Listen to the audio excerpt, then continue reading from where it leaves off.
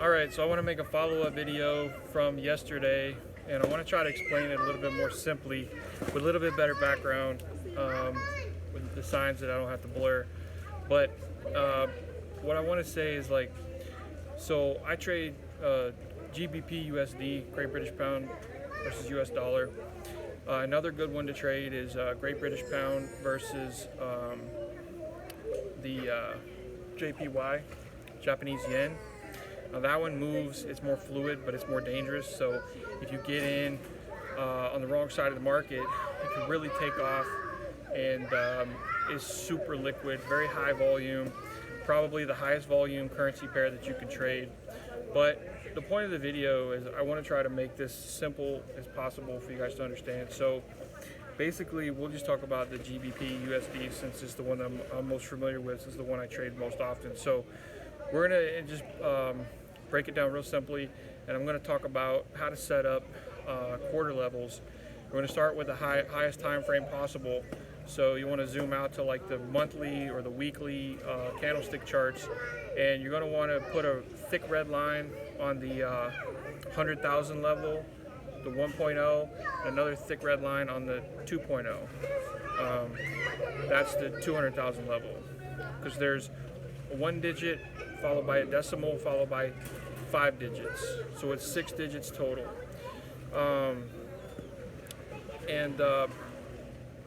So you want to mark off those two levels, and then with red, and then in between those two levels is the 1.5. So that's going to be the 150,000 level.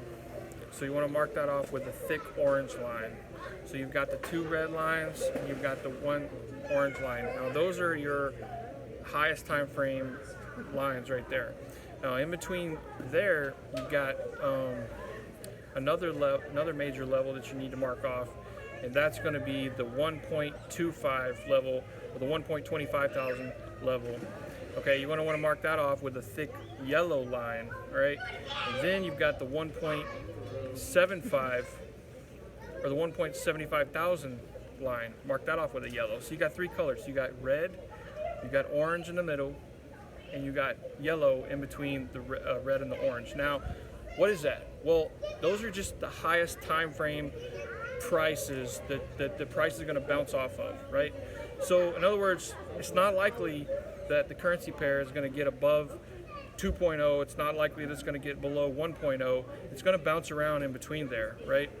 So like right now, for example, we're at the 1.25 thousand level. We're like exactly right there at it. I just took profit at the 1.25 thousand level, and we just at the close of the 5 o'clock, it literally slammed down and just took out all kinds of liquidity. But that's not the point of the video. What I'm saying is that's a very important level, right? So we need to have that marked off thicker than other points in the chart. So those are talking about the 100. That's talking about the 100,000 time frame, the 100,000 time frame. So between 1.0 and 2.0. Now we can zoom in to the 10,000 time frame. That's going to be between the 1.1 and the 1.2. There's 10,000 points in between there, right? Because we're just talking about after the decimal, right? So 1.1, 1.2, okay? There's 10,000 points there. Now, you want to mark that off the same. The only thing is, what you'll see sometimes it'll be the same line. And you have to decide for yourself what makes sense, because if you have overlapping lines, always go with the highest. That's why you start with the highest and you work your way down, so that if you end up with overlapping ones, you want to make sure that you understand that the largest time frame is always more powerful. Okay, so within that 10,000 level, you do the same exact thing. So you put a red line at the 1.1 and another red line at the 1.2, then a orange line at the 1 point, right in the middle. So you got the red line, and then right in the middle is the 1.15, right? Or the 1.15 thousand level. So, and then you have the 1.125, right? Or 2,500 level. And then you have the 1.175 or the 7,500 level. right? So you see how we have the 100,000 level broken down, and then in between that we have the 10,000 level broken down. These are all major price levels. Now, going down even further, we have the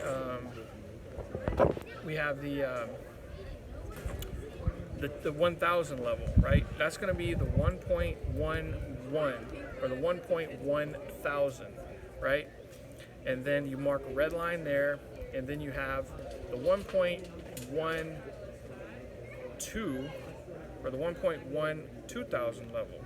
I believe I'm saying that right.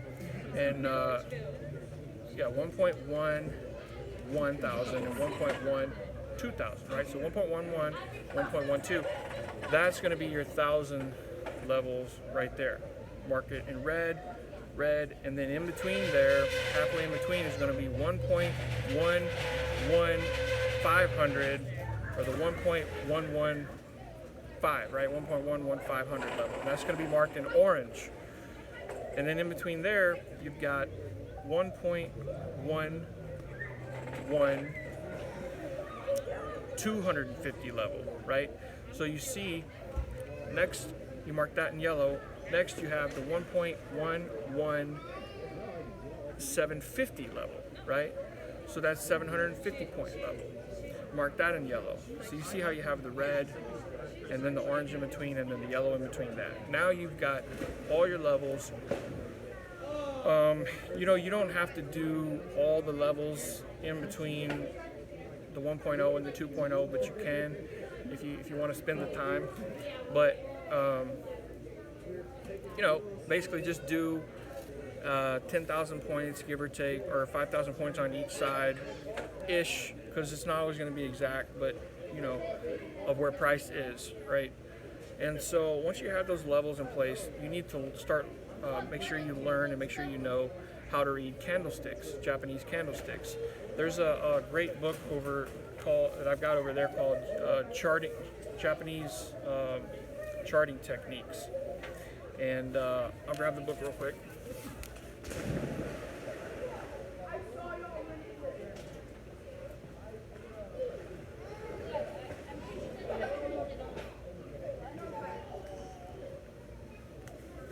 Yeah. So we got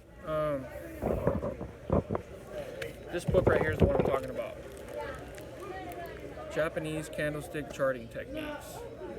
Now this book is going to show you how to read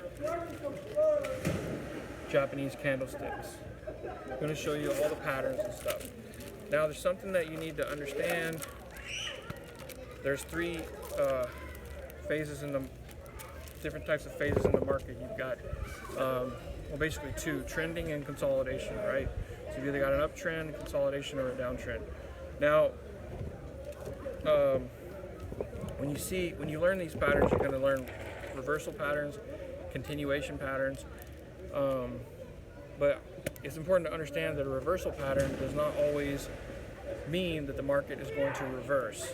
So, but what is significant is when you're in a trend and you get a pullback, and then obviously if the market is in a long-term uptrend, you want to be buying, right?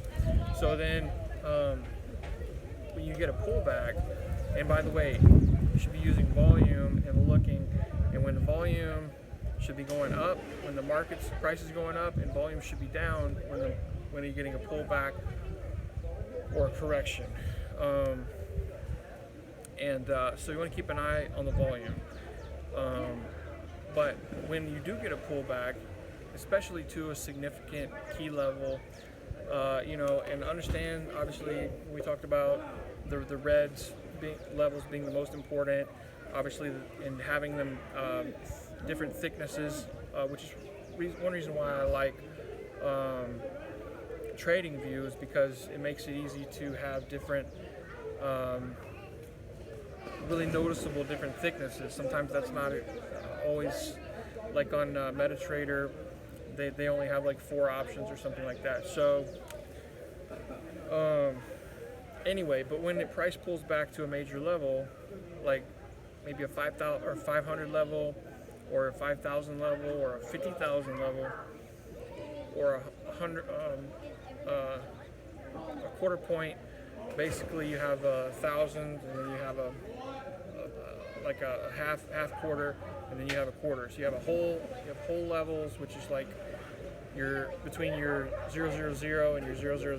Those are like whole quarters, and you have half quarters, and you have quarter levels. So, especially when there's like I was saying about the uptrend, if it's a downtrend, like we'll just talk downtrends, because right now most markets are in the bear market, like typical market. So say it's in a bear trend.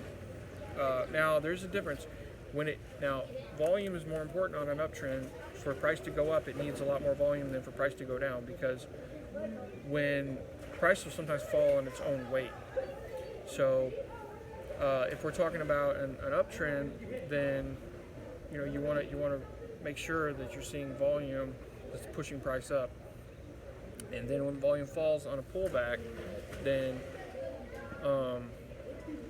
you want to look for like a reversal pattern, right?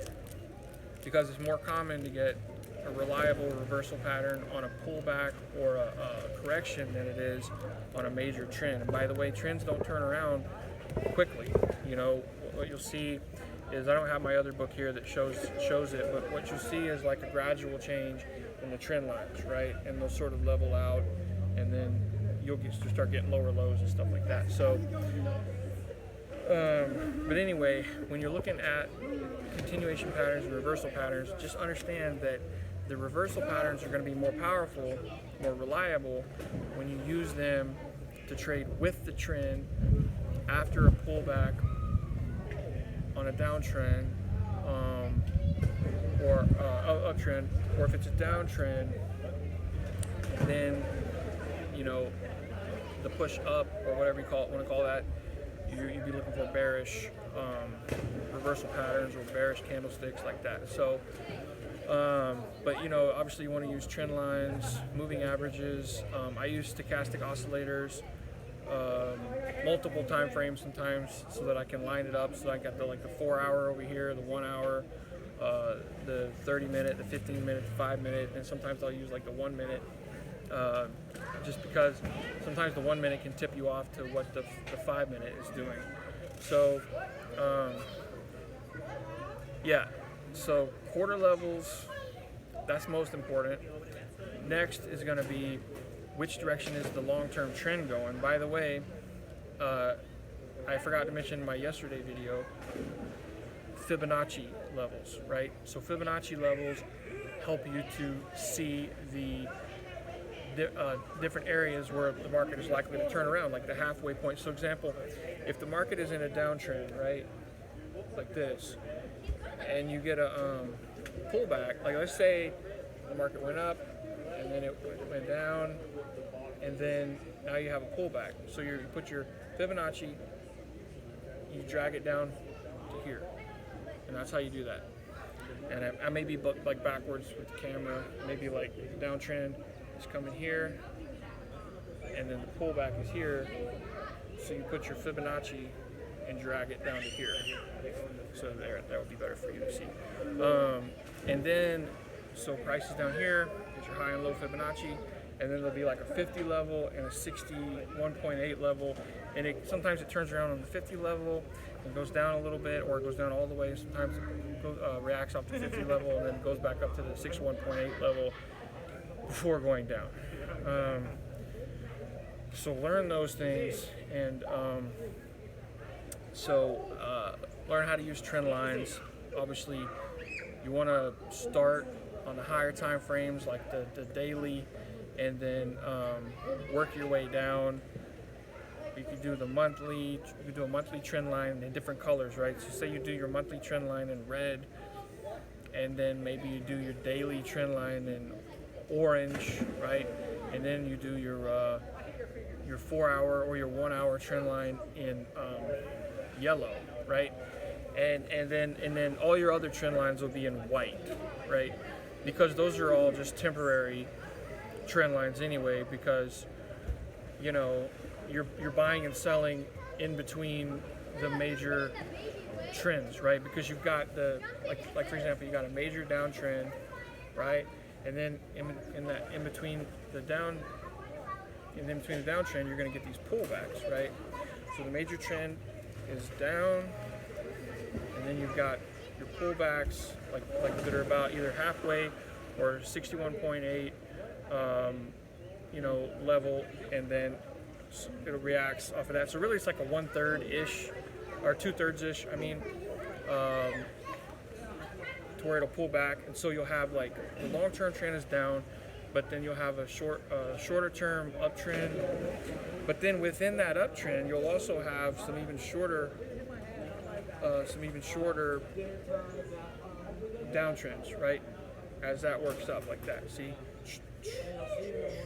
So you want to be looking out for, do we think the market is pulling back to a Fibonacci level, and do we want to be buying that, right?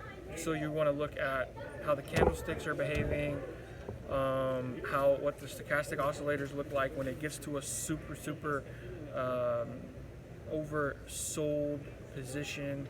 The market may still be a bear market, but there needs to be a correction there in order for the long-term downtrend to continue, right?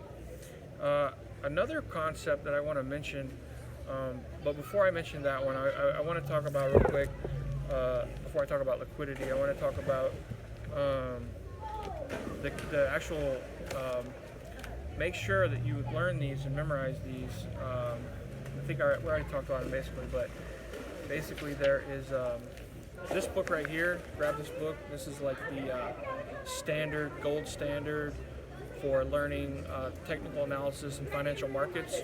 So, but make sure you learn your continuation patterns and your reversal patterns. Those are really super important. Make sure you learn those. Those are really, really important. So, anyway, we ought not think that we know more than we do, right? So we ought to spend time in books like this, learning everything that we can. And so the next thing that I was going to talk about a minute ago is liquidity. And this is a good book to learn about liquidity, the Wyckoff methodology. But I'll just talk about it in simple terms. So basically, it's like this. It's like, how did I describe it yesterday? If you have to think, most of us are trading in small amounts. We're trading with like a $100 account, or $1,000 account, or $10,000 account, or whatever. But there's institutions out there that are trading with millions of dollars, tens of millions, hundreds of millions. Some of them even, billions of dollars, right? Like in their trading, what they do. Now, when you're moving that much money, you have to be able to fill your position. Like when we put in, when we're just messing with $100 or $1,000 or $10,000 or whatever like that, it's not really going to affect the market. But when someone, a large institution or a bank, a national bank or an international bank, buys or sells or puts their money in or takes their money out, you get these huge moves. And but in order for them to, like, for example, to buy, they need to be able to get their order filled. There needs to be enough people selling or enough liquidity in the market in order for them to put their position in there, in order for them to buy. So a lot of times what they'll do is, see if I can see a thing, but a lot of times what they'll do is, what you'll have is it'll look like a bottom. You see buying, right? And it'll look like another bottom, and maybe it looks like a double bottom, right? And what'll happen, especially on like the Great British Pound, US dollar, is if it does that, then price goes, and it takes out all that liquidity, and the next thing that happens is boom, right? And the reason that happens is because all the buyers who get stopped out, they become sellers that then the large money, the financial institutions can buy from, right? So all those small traders lose money and they get stopped out, and then when buyers get stopped out, they become sellers, and then the large institutions come in and buy all that up, and then they push price up, and then what happens there, it goes into another phase where all the retail traders start buying because they say, oh, now we're in an uptrend. And what happens is the retail traders carry the market up to a place that the institutional traders are satisfied with their profits, and then they start dumping their positions up here. And then you'll see either like a consolidation or whatever, some type of pattern, and then either price will continue to go up. It depends on where, and that's why it's important to pay attention to those larger price levels, because it depends on where they think that price can go to. And also too, looking at past price data, we have these established key levels, but it's also important to look back at a chart in the past price data and see, like, okay, where does it look like price kind of bounced off of before, where's multiple points where prices bounced off of, and you can kind of get an idea, and you can kind of mark on the chart using like rectangular, like the rectangle, and you can kind of mark like areas where that are in addition to the quarter levels and to where you think the price might react off of based on whether they reacted in the past in that area. So, but market doesn't always take liquidity, but I will say this: if it looks like the market's trying to go up, but then it starts struggling, and it's like, now understand that price tends to move. Now it tends to move, which means it may or may not, but this is the tendency. You could think of like the red levels as like magnets, right? A magnet has the power to attract or to repel, right? And so what will happen is a lot of times price will test these 1,000 levels, and then it may repel off of it, right? And then once it gets to a certain point, it'll start attracting to the next 1,000 level. So that's why it's important to pay attention to those levels. Now, if price is having a hard time, if it looks like it should be going up because there's like a double bottom or even a head and shoulders, and it looks like price is trying to go up, but it can't go up, then what will happen is those institutions will manipulate the market sometimes and cause the market to go down, and they'll take out the liquidity that they need in order to get the sellers that they need to buy, so that they can buy from them to push price up. Now, and then what will happen too is if there's a double thing, so the people who bought here get stopped out, they become sellers who the institutions buy from. But during that moment, other people are selling, right? And then so that gives even more sellers for the large institutions to buy from. And then that's why you'll see when price dips down like that, sometimes it just goes up, rapidly like that. So it's important to keep in mind liquidity, that these large institutions need that liquidity to move the market. You can think of these large traders as like whales, right?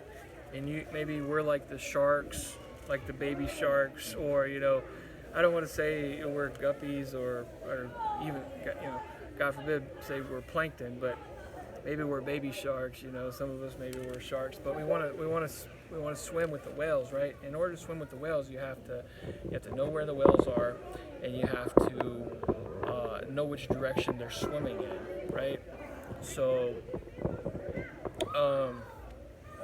that's the other thing. So we talked about quarter levels, key levels, candlesticks, candlestick patterns. Now, a candlestick, what is a candlestick? A candlestick is just marking price action. So let's say this is price action, So you have the market goes up. See, the market opens right here, right? Then the market goes up, and then it goes down, right? And then it closes right here. So then this becomes the body right here, and then the wick is the high, and this wick is the low, right? So you have the real body is the open and close, right? The open, you got the high, you got the low, and you got the close, right? So your real body is here, your upper wick, and your lower wick are down here. So you got the open, high, low, close. Open, high, low, close. Open, high, low, close. Let me try that again. Open, high, low, close. Open, high, low, close. Yeah, okay. So that's your candlestick. And it's just the exact opposite for, that would be open, high, low, close. That would be a bearish candlestick. It's the exact opposite for a bullish candlestick. You have the price opening here, going lower, and then going higher, and then closing right here. So you have the open, low, high, close, right? So that's going to be your bullish candlestick body here, bullish, which is green color, and then you have your wicks there. So that's how they're formed. Now it's important to understand how those candlesticks form, because you want to understand how price is moving, right? So let's say you have a bullish candlestick, or whatever you want to say, followed by a bearish candlestick. So whatever, we'll just say it's a bullish candlestick first. We'll say that price, so you follow the price action, right? So let's say you have a bullish candlestick. Let's say they're exactly the same shape or whatever. It doesn't really matter. But let's just do this. So you have an open, low, high, close.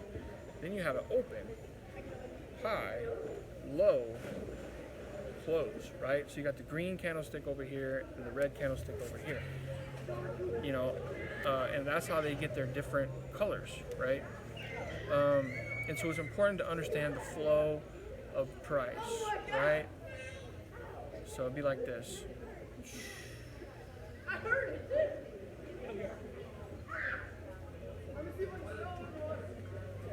So you see how price is kind of going, or we do a bullish one first. Hold on, wait.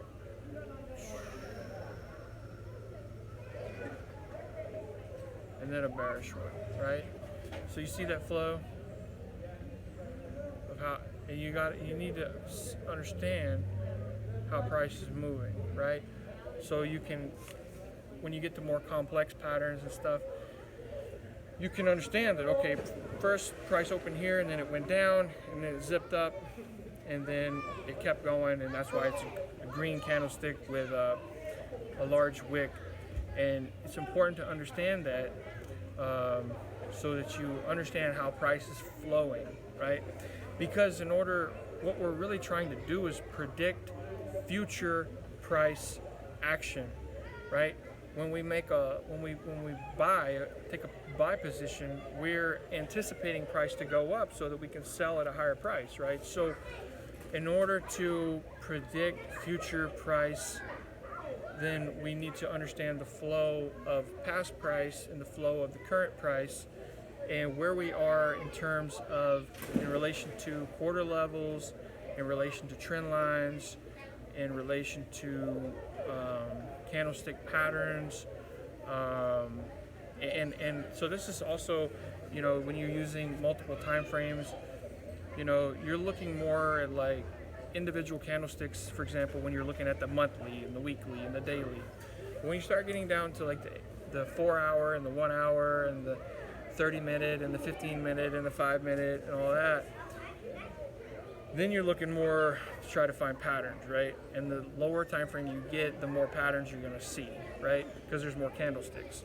So what you want is multiple confirmation, right? So let's say we're in a long-term bear trend, which we are right now in GBP USD. So you know that, and you know maybe we just had a big correction, right, to either 50 Fibonacci level or a 61.8 Fibonacci level, and you're like, okay, now I know it's a great idea to sell. And also you're seeing candlestick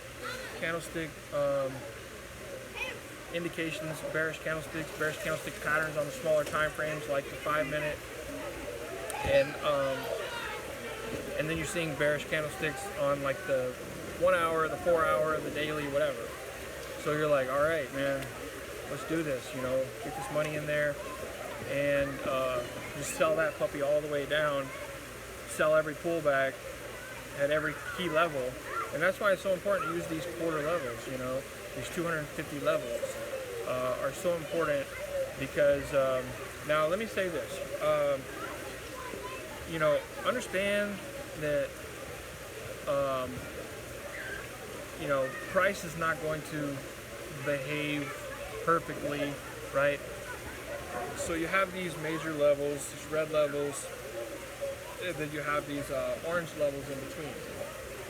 So the thing about it is, price is not just going to bounce off of the 1,000 level. It might, but you know, it's probably not just going to bounce off the 1,000 level and then shoot up to the next 1,000 level. Now it has, and it can, and it does sometimes, especially on something like GBP JPY, Great British Pound Japanese Yen. Price moves like crazy. Like, it'll move in one day, it'll move 3,000 points or 300 pips, and you can make a killing. You can make so much.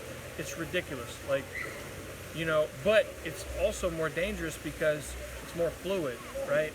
So if you get on the wrong side, you know, you could take a hit, right? And that's why I would say, never put more money in your account than you're willing to lose. And always, I want to talk about this too. Before, you know, maybe if you haven't traded before, or if you're currently trading and you're struggling, stop trading real money if you're trading real money if you're struggling. What you want to do is you want to trade on demo first until you get a track record, a proven track record that you know what you're doing, and that you know you can be trusted with your own money, trading your own money, because you have to think of yourself and put yourself in someone else's shoes, because it's hard to think honestly about ourselves when we're talking about ourselves and stuff like that. So just pretend like you're someone else and ask yourself this question: would I give this person money to trade with? Right? If I was someone else, would I give me money to trade with? And if the answer is no, then you need to stop trading with live money. And I will say this. Now, if you start off trading on demo, which is fake money, which is what you're trading in a live market, that's what demo is. It's using fake digital money, trading in a live, real market. So what you want to do is get experience trading on demo, and then once you feel like you're doing good, try trading live money, real money. But what'll happen is you'll see that you won't trade the same. You will not trade the same. Because how you trade on demo, it's not going to be how you trade with live money. You know, because like for example, on demo, it's like, you know, starting early on, I would take a position, and then I'd be like, oh man, I took too early. I wasn't patient. I had FOMO. Fear of missing out is very powerful in Forex, because you'll see price moves very fast and you're always afraid that you're going to miss out on the big move. But patience pays. Patience pays, all right? Not always, but sometimes. Sometimes price will just do exactly what you were afraid it was going to do, and it'll move on without you. But you just have to improvise, adapt, and overcome. You know, so you have to look, well, all right, price moved on without me. Where can I get in at? Let's go. Let's do this thing, right? But what I'm saying is, what I would do is I would take a position. I'd say, oh, I got in too early. And then I would get into drawdown, which is when price goes against you, right? And then I would say, well, you know, I think the market's going to go back up, so I'll get in at an even better position, and then when price goes back up to here, I'll just exit out of that position and pretend like it didn't happen, because, you know, it might go back down there, whatever. But see, when you're trading real money, what you have to realize is when you realize is that when you take a position, let's say you take say you got a $100 account, and you take a 0.1 lot, and price goes 250 pips against you. Say you bought right above the for whatever reason, maybe it went up and came back and established support on a quarter level, and you went ahead and bought right there. Well, the price all of a sudden slams back down through there to that next quarter level. You're 250 pips in the hole. You're negative $25. What you have to realize is that money's gone, right? It's not like, oh well, you know, da da da da da. No, it's gone. Like, it's history, right? So what you have to realize is, if price goes back up, you are making money, even though it's a psychological trick where you think, oh, I lost money, now I'm just getting it back. Well, yeah, but realize this: you lost money when it goes against you. It's gone. You know, it's no longer yours at that point. Now, if price comes back, you have to think of it like that. You have to think of it like, if price comes back, even though I was negative 25, you have to think of it like positive 25. And that right there will prevent you from taking extra positions. You know, because the reason you don't want to take extra positions, I always say, you don't want to double down, you want to double up, right? Because if price moves against you 250 pips and you take another position because you think, oh man, I'm going to get a better position here, price is going to keep going up, guess what? If price keeps going down, say if it goes down to the next quarter level, not only are you down another 25, but you're down another 25 from the first position. So you're down 50 from the first position and 25 from the second one. Now you're down 75. Now you're out of money, basically. Now you got $25 left if you close that position. Or if you're stubborn and you just have what can be very dangerous in the market is hope or faith, which is good in religion. It's good when we're talking about Jesus Christ of Nazareth. But in the financial markets, hope and faith can be very expensive. So you're thinking, well, I'm already down 75. What's another 25?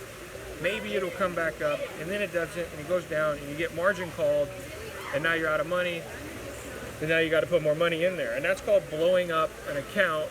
And I made a really good meme that I'll upload that I had made into a movie, a little short 10-second, 15-second movie with Chuck Norris, where he's dropping grenades on somebody, and he's like Forex, right? He's gonna blow you up, and that's a funny meme, and you'll have to see that one. But anyway, yeah. So it's a psychological thing. Now trading, you know, you can have all this knowledge, right? You can have all this knowledge right here, but trading is 90% psychological. 90% psychological. I mean, you know, it's true. It's true. So let me give you some good news. So some good news is that actually what you can do is when you're, and this is how you can be somewhat risk-free, as we say that. Somewhat risk-free. They're really too tight, these things. But I apologize. Anyway, so what you can do is, my shorts, but what you can do is you can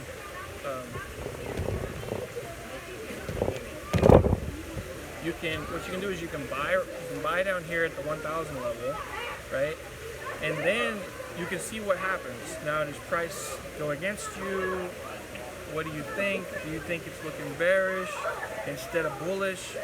You need to figure that out before you take the position, but you also need to reanalyze your position, see what's going on. But the thing is that if it goes against you and you feel like, well, it looks like it might go down now because something happened and broke below this key level, and now it's looking bearish, and now you're like, oh man, well, let me go short instead of going long. Well, because you only placed one position, you're not going to be out that much money. But here's the thing, and like the kind of exciting thing about what I'm about to say is that if it does go in your favor, let's say you buy down here at the 1,000 level. And by the way, I'm going to talk about the tendency of price to come up and go back below and come back up and establish support in a minute. But let's say you buy right here at the 1,000 level and price goes up to the next 250 quarter level and it establishes support there. Now what you have, if you have a $100 account with a 0.1 lot, you have $25. So you have $25 profit. So you started with 100, let's say, now you have 125, so now you have $125 profit. What you've done is you've given yourself a cushion, right? And so what you can do is you can take another position up here, and now if it moves up to the 500 level or 5,000 or 50,000 level, that half level, the half quarter level, but we're talking about the smallest time frame, the 1,000. So we're talking 250, 500. So if it moves up to the 500, because this is where I trade on. And this is kind of where trading takes place, you know, as far as day traders go. But so if it gets up to the 500 level and establishes support, now be careful there, because a lot of times it'll maybe go up above it and then come back down and then bounce off the quarter level below and then shoot up, and it may or may not establish support before it goes up to the next one, but it probably will establish support there. So how you play that is up to you, you know, but I wouldn't take too many positions on any quarter level because you need a little bit of cushion. So you have you started off with a $100 account with a 0.1 lot, you got up to the 250, now you're $25 profit. When it goes up to the 500 level, if you take another position, if you took another position at the quarter level and it goes up to the 500 level, now you've got 50 from the first one, dollars profit, and 25 from the second one. So you got $50 profit and $20 profit. You got $75 profit, which is the exact opposite of what we talked about a minute ago. And so now you want to be more careful about taking another position, because while it looks like price, this is the perfect time to tell you what I was going to say a minute ago. Price, like I said, I think I already said this once, price tends to move from 1,000 level. Price tends to move from 1,000 level to 1,000 level. Okay, so like I said, it moves around there. If you look, you will plot these out, and you look at the price action, you'll see. Look at historical price data, you'll see the price is bouncing off of these levels, right? And so what you'll see is sometimes you'll see like, all right, well, we reacted off of the 1,000 level, and then we came up, we established support on the 500 level, and now it's going up. It went up and established support, so you think, on the 750 level, and you're like, I really want to buy again, but be careful, because a lot of times before making that final push, especially you know, if it's like you know, depending on if we're talking, so it's going to vary depending on if we're selling into a long-term downtrend or buying into a mid-length pullback on a long-term downtrend. You get what I'm saying? So it's going to be different depending on what you're doing, but you want to be careful at that 750 level, because there's going to be a tendency for it just to come back down and hammer that 500 level before going up. You have to be careful about that. So, but you know, depending on how the candlesticks are looking, how price action is looking, how the stochastics are looking, what the market sentiment is looking like, how the volume is looking like, and another thing that you can use is on-balance volume, which we'll talk about in a minute. But depending on how that's looking, you may or may not take another position there. It's so close to take profit at that point where you get to the 750 level, because here's the thing.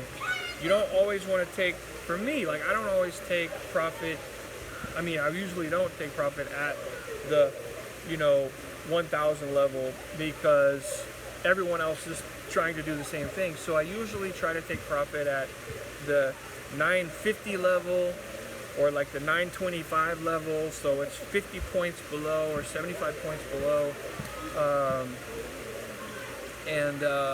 Because I mean,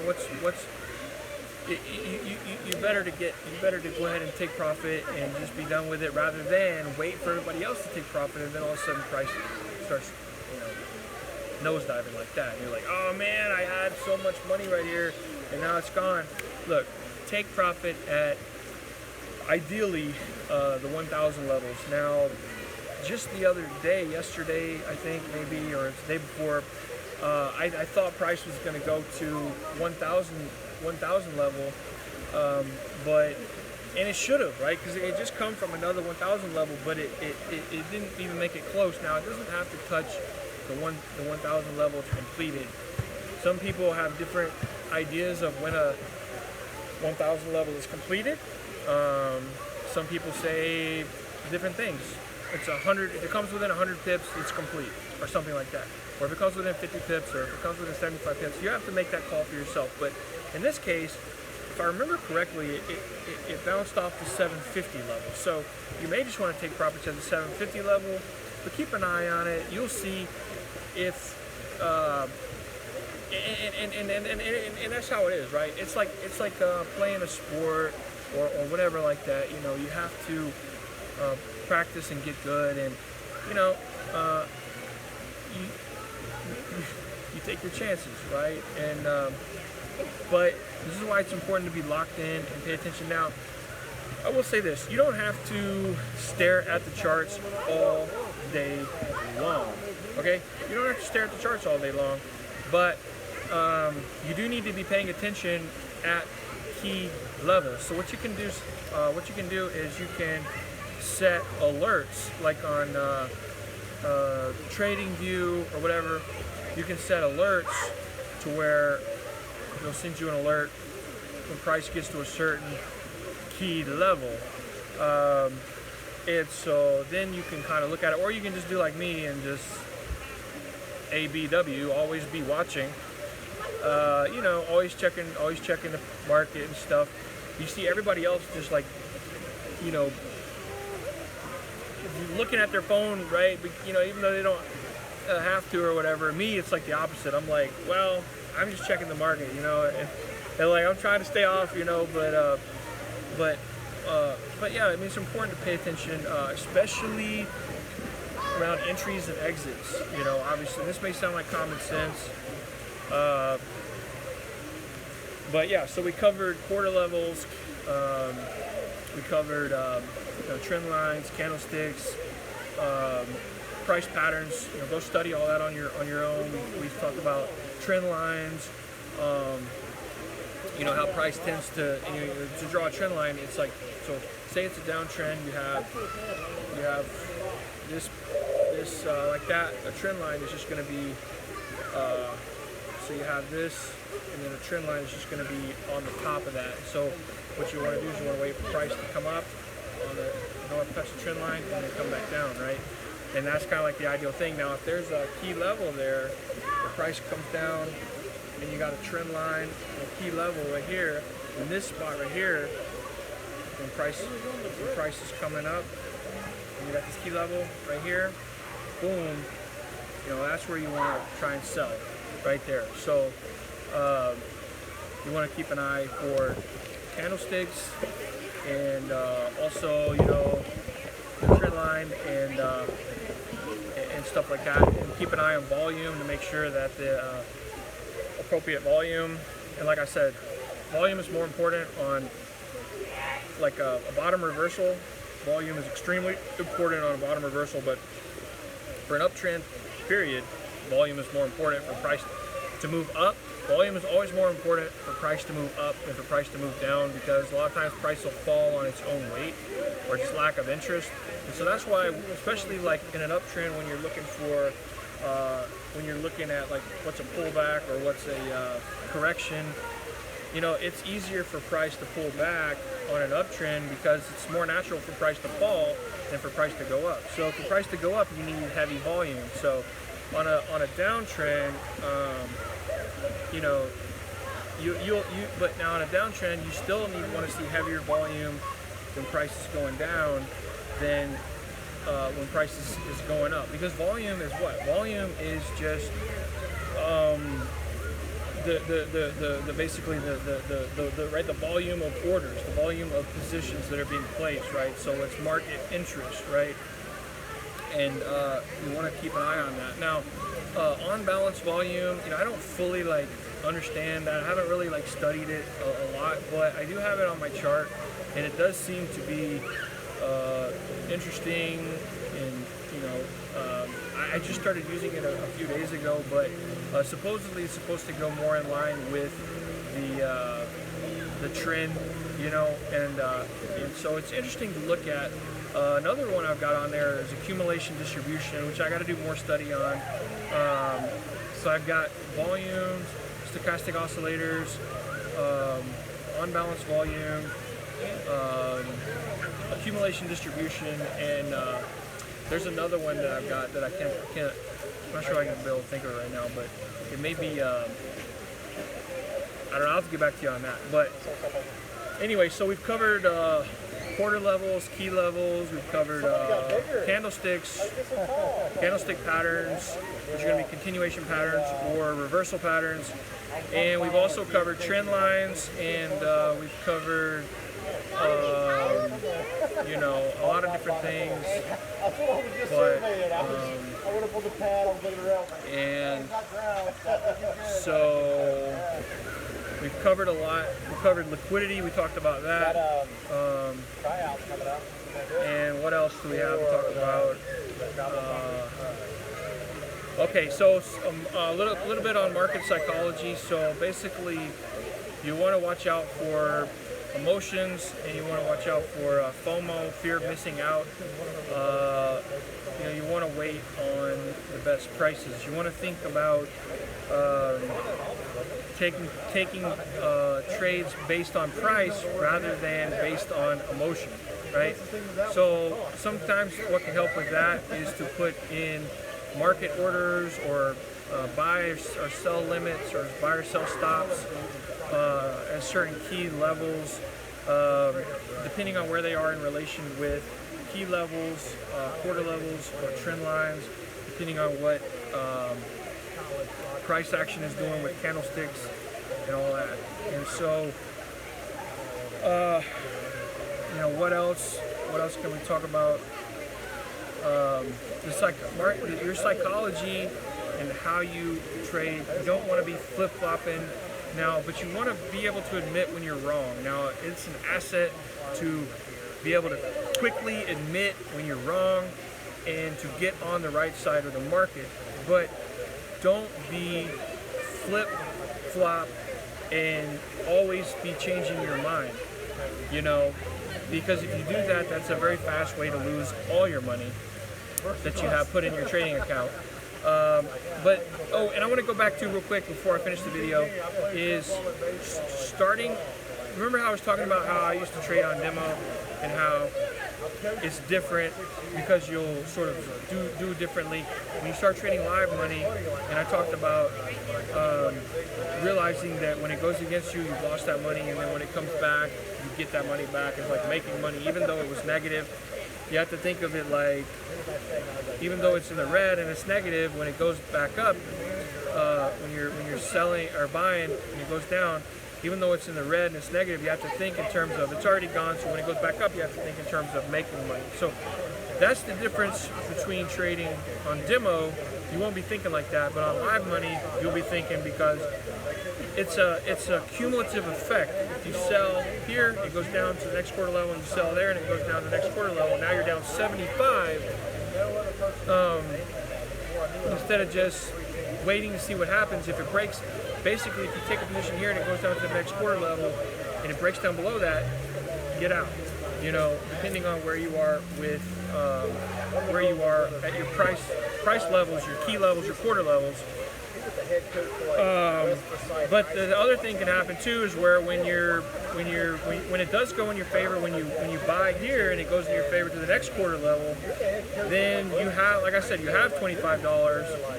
And so there's a difference between trading on demo and trading on live money. So what my recommendation is, if you haven't started trading yet, or if you're new to trading, start on demo and then go to live money and trade that for a while. If you start losing money or start losing a lot of money, then go back to demo. But the good thing about going back to demo is, you're going to trade differently after having traded live, and that's going to give you better experience, because now you're all of a sudden, first time you're trading on demo is probably unrealistic, the way that at least the way that I was doing it. But after I went to live, when I went back to demo, I realized that I was trading differently. I was trading more realistically, and that's where I'm at now. So I'm trading more realistically, but and I'm learning, right?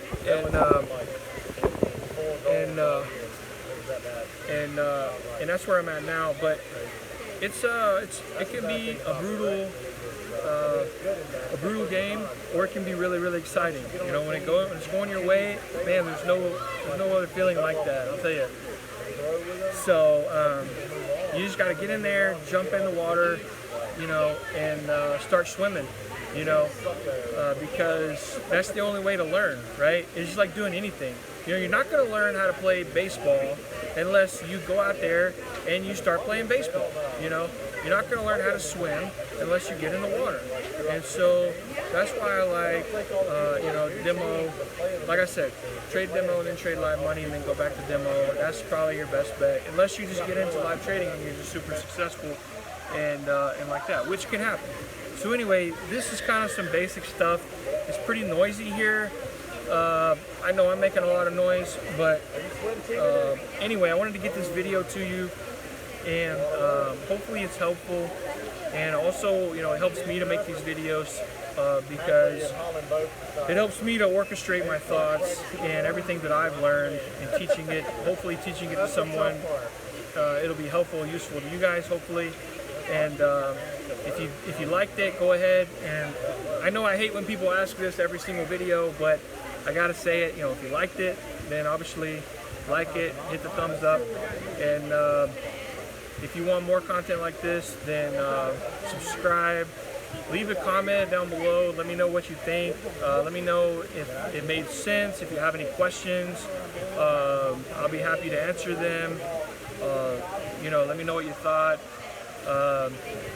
But always be kind, right? So, or I'll delete it, right? But anyways, all right. Yeah. So that's it. These are the books that I was talking about. Start with this one. Read this one first, and then read this one, and then